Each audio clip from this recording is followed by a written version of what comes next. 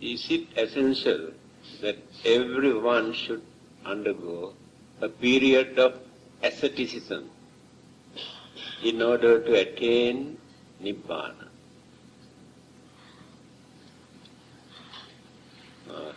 Simple questions.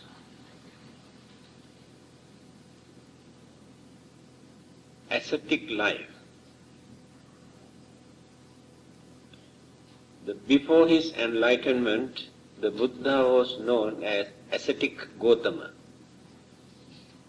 because he practiced this for 6 years after his renunciation.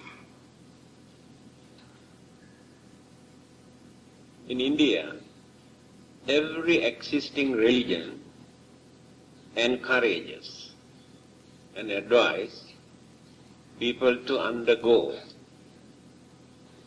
some sort of asceticism or ascetic way of life. To them, there is no renunciation without asceticism. So when you study the attitude towards this practice amongst the other religions, Hinduism, yes, every school of Hinduism encourages to practice ascetic way of life. Christianity, only Catholics. In early Christianity, when you study, you can see a lot of ascetic practices. Now they are reducing, and all the other denominations in Christianity do not concentrate on ascetic life. Islam also does not encourage ascetic life. But there is one particular sect in Islam called Sufism. They too practice some sort of ascetic practices and concentrate on meditation, maintain some sort of renunciation, but not very popular. In Malaysia also I have seen very few, but not popular. Then the Buddhist attitude toward ascetic way of life.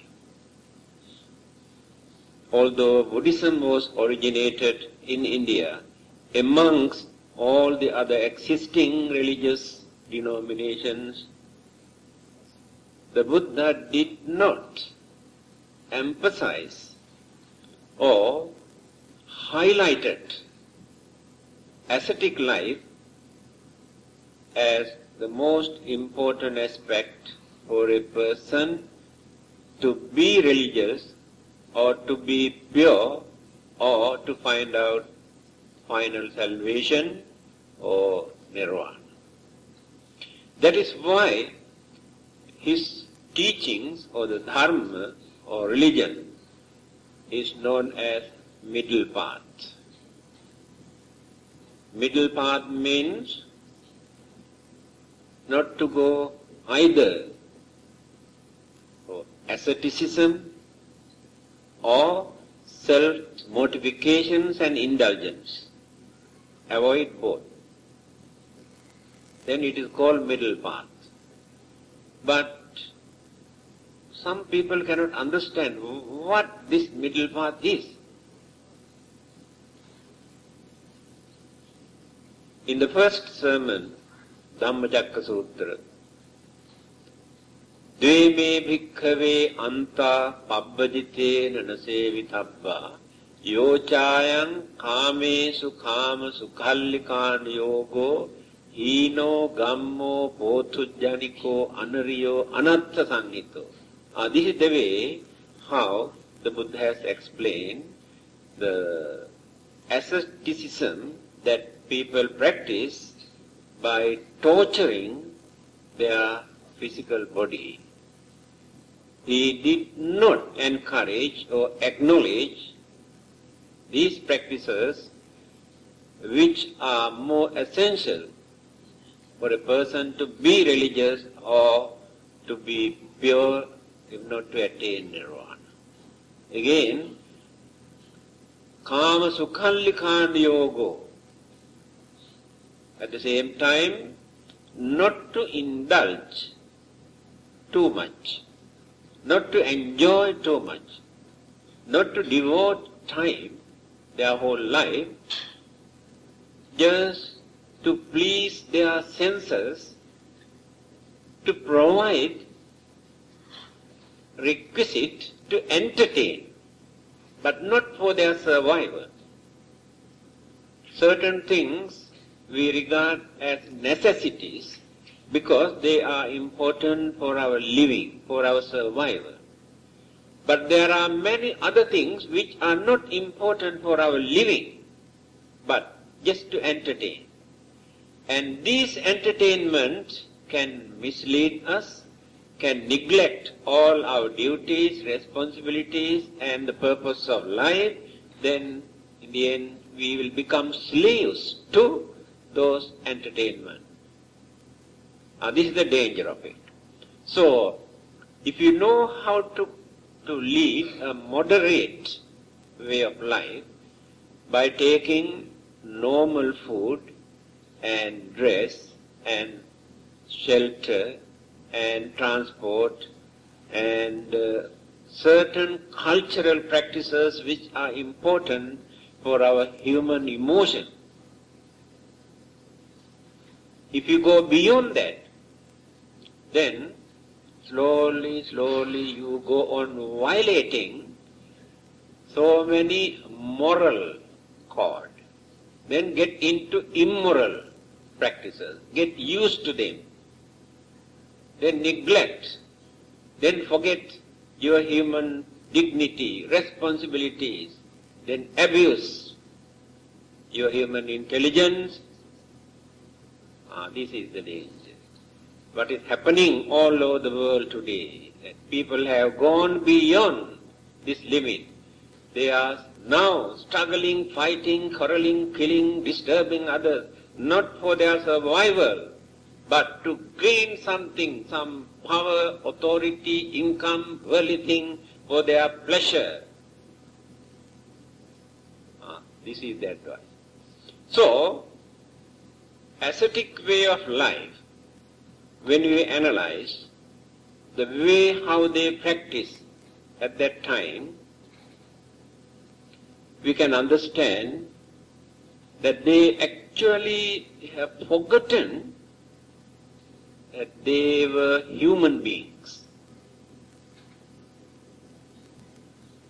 Because they believe by behaving like animals, eating like animals, sleeping like animals, walking like animals, and by following certain other methods that which create lot of disturbances, physical torture, mental torture, but they introduce these practices as religious practices. The more you torture your body, the more you torture your mind without allowing your mind to enjoy anything, then the more easily you can find out your salvation. So after practicing all these traditional ascetic practices, the Buddha realized. But these practices never contribute anything to gain enlightenment, to gain wisdom. He wanted to gain wisdom and enlightenment. So these practices could not contribute to culture or to train, to develop his mind. Then he told, not necessary for you to undergo any kind of ascetic life to be religious, to practice a religion, to attain your final salvation. Then what is the difference between renunciation and ascetic way of life? So after their renunciation, they completely cut off their worldly life and change their way of life, their food and way of eating, way of sleeping, way of talking and way of doing things, completely change. Then slowly they get into ascetic way of life. But the renunciation introduced by the Buddha is not like that. It is pure renunciation just to detach our crazy attitude towards worldly things that we have taken very seriously for our entertainment, for our happiness, for our prosperity, at the same time which gives us enormous worries, sufferings, responsibilities, mental disturbances, insecurity, because of these attachments that we develop. So when once we renounce, cut off these bondages that we maintain as our property, then 1001 problems, worries, disturbances that we are facing at the moment completely disappear. Now this is the advantage of renunciation. But this renunciation we cannot do at once. Must do with understanding. When you study certain stories, in Jataka stories and Dhammapada, at that time in India, according to their way of life, it is not very difficult for a man to give up everything suddenly and go away. A married man who got his wife, his children, his property and business and everything. But at once he can give up everything and goes away. But the society was such, there was nobody to condemn him. But people appreciate. Look at that man. He had the courage to give up everything at once. Now he is leading a religious life, a monk's way of life. He has renounced everything. But there is nobody to condemn that he has neglected his wife, his children. That was the nature of that society 2,500 years ago. But today, the family bondages, responsibilities are interrelated. Interrelated means depend on each other very strongly. Therefore, it is not so easy to give up at once. Not only your family members, outsiders also pass remarks and condemn your attitude. Nobody appreciates at once. This is the mentality or way of life in the modern society. That is why I told you, if anybody wants to renounce, must consider very carefully where are the responsibilities And after fulfilling all the important responsibilities, then you can make up your mind to keep away. Otherwise, people say you run away. You escape from family life, your responsibilities. There is nobody to appreciate. When Prince Siddhartha, as a married man, husband, father, renounced, there was nobody to complain. Even his wife also did not complain. But today, according to their way of thinking in the modern society, people cannot tolerate it. Now they are criticizing. He is a cruel man, irresponsible things. How can he just give up his wife, young wife, and newly born baby and kingdom? This is our way of thinking.